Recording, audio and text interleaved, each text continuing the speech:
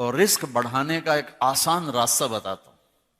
میرے نبی کے پاس ایک شخص آیا, یا رسول اللہ اريد ان يوسع علی رزقی, میں چاہتا ہوں میرا رزق بڑھ جائے. تو آپ نے کہا ادم علی الطہارہ یوسع علیک رزقک, باوضو رہا کر تیرا رزق بڑھ جائے گا. باوضو رہا کر, باوضو رہا کر.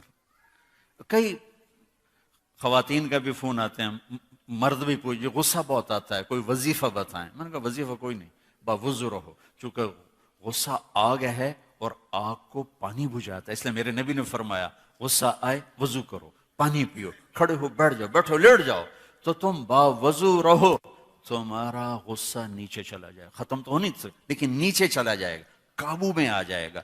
کہ باوضو رہنا گویا ہر وقت اپنے آپ کو پانی میں رکھنا ہے. تو میرے بھائی بہنوں, میرے نبی کے خوبصورت اخلاق وہ ہیں جو اس وقت امت میں سب سے زیادہ ضرورت ہے, جس کی سب سے زیادہ ضرورت ہے. چونکہ اجتماعی زندگی جو بنتی ہے وہ اچھے اخلاق سے بنتی ہے. کسی کا بھی گھر ہے, ماحول ہے, مسجد ہے, امت ہے, علاقہ ہے, جب تک نبی والے اخلاق نہیں ہوں گے ہم امت نہیں بن سکتے. نماز ہماری فاؤنڈیشن بناتی ہے, روزہ حج زکوٰۃ ہماری بنیاد بناتے ہیں, لیکن جو چیز گھر بنائے گی وہ اخلاق ہوں گے. اور جہاں رشتہ طاقتور ہوگا وہیں اخلاق کی زیادہ ضرورت ہوگی. اور سارے اخلاق تو بہت زیادہ ہیں. دو باتیں کہہ دیتا ہوں, دو بات, صرف دو باتوں میں ساری چیزیں. ایک دو حدیثیں سناتا ہوں. میرے نبی نے کہا یا معاذ الا انبئک بملاک ھذا کلہ, ایک لمبی نصیحت فرمائی. کہا معاذ اب تو میں ساری نصیحت یعنی تمہیں سارے دین کا خلاصہ بتاؤں, تمہیں سارے دین کا خلاصہ بتاؤں. کہا جی ما ہوا, وہ کیا ہے؟ تو مجھے دیکھو, سارے میری طرف دیکھو. معاذ تمہیں سارے دین کا خلاصہ بتاؤں. کہا جی کیا ہے؟ تو آپ نے یوں کیا,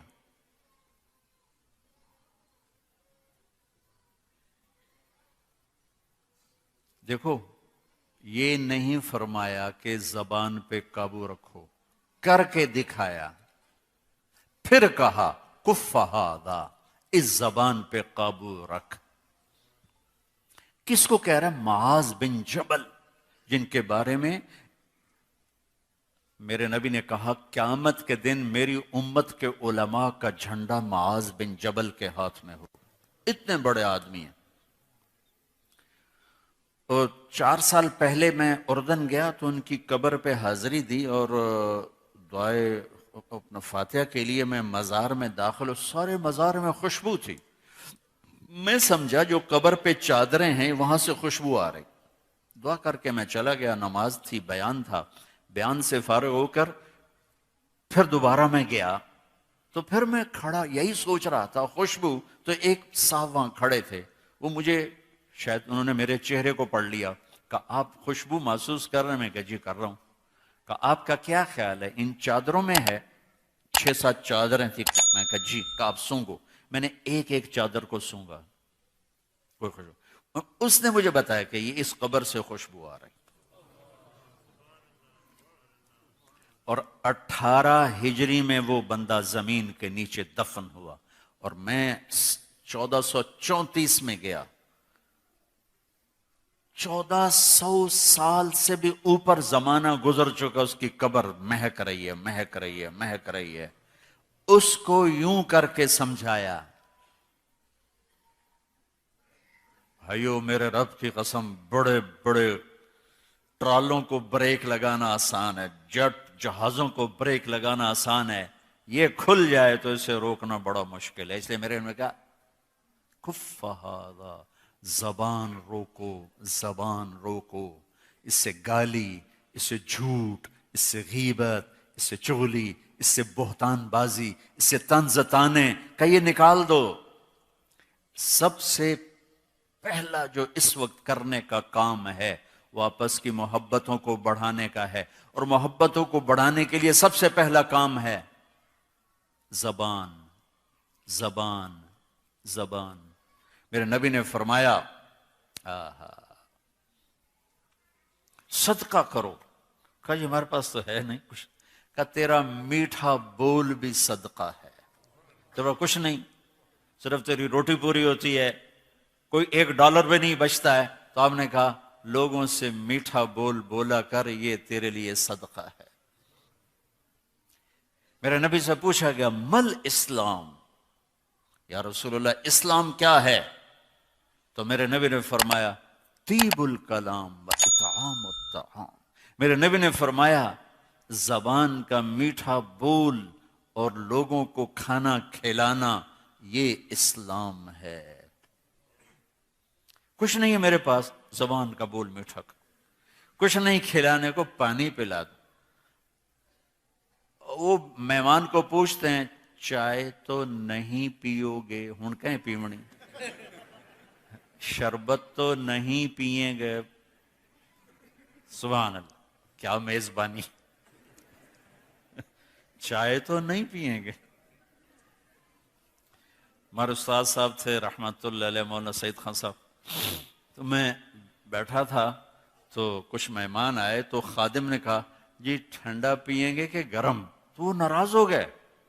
فرمایا مہمان کے سامنے ٹھنڈا بھی رکھو گرم بھی رکھو، اس کی مرضی ہوگی ٹھنڈا پیے گا، اس کی مرضی ہوگی گرم پیے گا.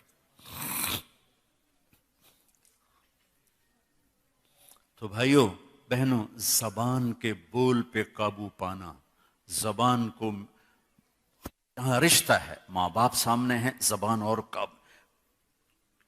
تو ایک اور اہم بات بتا رہا، سب سے پہلا رشتہ، سب سے اہم رشتہ، سب سے بنیادی رشتہ وہ خامد اور بیوی ہے. وہ خامد اور بیوی ہے. وہ خامد اور بیوی ہے. اللہ نے پہلا رشتہ جو قائم کیا آدم اور حوا میں، وہ خامد اور بیوی تھا. ماں باپ بعد میں بنے، دادا دادی بعد میں بنے، ساس سسر بعد میں بنے. پہلا رشتہ خامد اور بیوی ہے، اور آخری رشتہ بھی خامد اور بیوی ہے کہ جنت میں ہر مرد اپنی بیوی کے ساتھ اور ہر عورت اپنے خامد کے ساتھ زندگی گزار رہی ہے. سارے رشتے بیچ میں سے نکل جاتے ہیں. اور یہاں تو اگر اللہ زندگی دے دے تو ماں پیو کل نہیں ہوندے، دو میں بیٹھے ہوندے بیچارے. اور ہمارے پاکستان کا بھی اب یہی حال ہو رہا ہے. اور یہ کم بچے خوشحال کرانا نہیں، کم بچے خوشحال کرانا. تو میں کہا کرتا ہوں نیک بچے خوشحال کرانا، کم زیادہ کی بات نہیں. اولاد نیک ہو تو کم بھی نعمت ہے، زیادہ بھی نعمت ہے. ہماری ایک شاخ ہے جس میں عورتوں کی اولاد یا تو ہوتی نہیں یا بہت کم ہوتی، بانچ. تو میری ایک چاچی اس خاندان میں سے تھی. اس کے بچے ہی 2 ہوئے، ایک بیٹا ایک بیٹی. 1 ایکڑ میں گھر، 1 ایکڑ میں گھر. ٹھیک، بیٹے کی بھی شادی ہوگی، بیٹی کی بھی شادی ہوگی. اب میری چاچی کیا کہے، شالا کسے دے 2 نہ ہوں من، شالا کسے دے 2 نہ ہوں من. اللہ کہہ رہے کسی کے 2 نہ ہوں. بیٹے کو بیگم لے گئی، بیٹی کو خامد لے گیا. او کلی ڈو کر دی بیٹی. شالا کسے دے 2 نہ ہوں من، شالا کسے دے 2 نہ ہوں من. اللہ کہہ رہے کسی کے 2 نہ ہوں. جہاں رشتہ گہرا ہوتا ہے وہاں زبان کا بول احتیاط کا تقاضا کرتا ہے. سب سے اہم رشتہ ہے.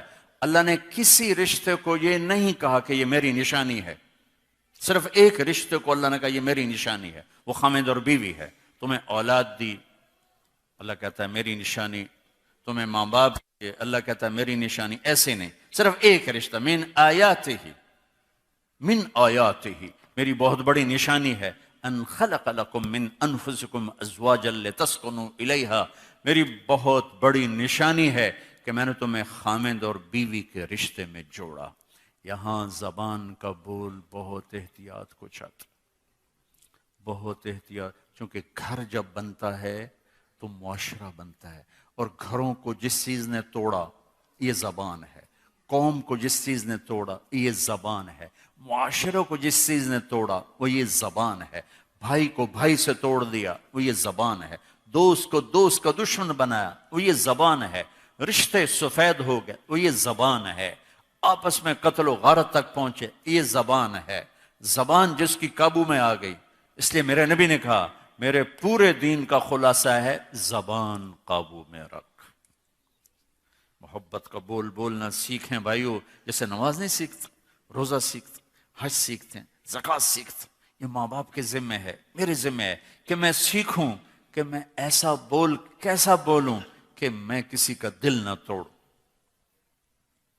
کسی کی دل آزاری نہ ہو، کسی کو میری وجہ سے دکھ نہ پہنچے۔ ایک صحابی ہیں ابو دجانہ، فرماتے ہیں لوگوں میرے پاس بخشش کا سب سے بڑا عمل صرف ایک، حالانکہ وہ بدر میں شریک ہوئے اور بدر سے لے کر آخری حج تک اپنے نبی کے ساتھ ساتھ رہے، ایسے صحابہ 200-250 سے زیادہ نہیں ہیں، لیکن وہ فرماتے ہیں لوگوں میرے پاس بخشش کا سب سے بڑا عمل ایک ہے کہ میں نے اپنی زبان سے کبھی کسی کو تکلیف نہیں پہنچائی، اور میرے دل میں کسی کے بارے میں کوئی نفرت نہیں۔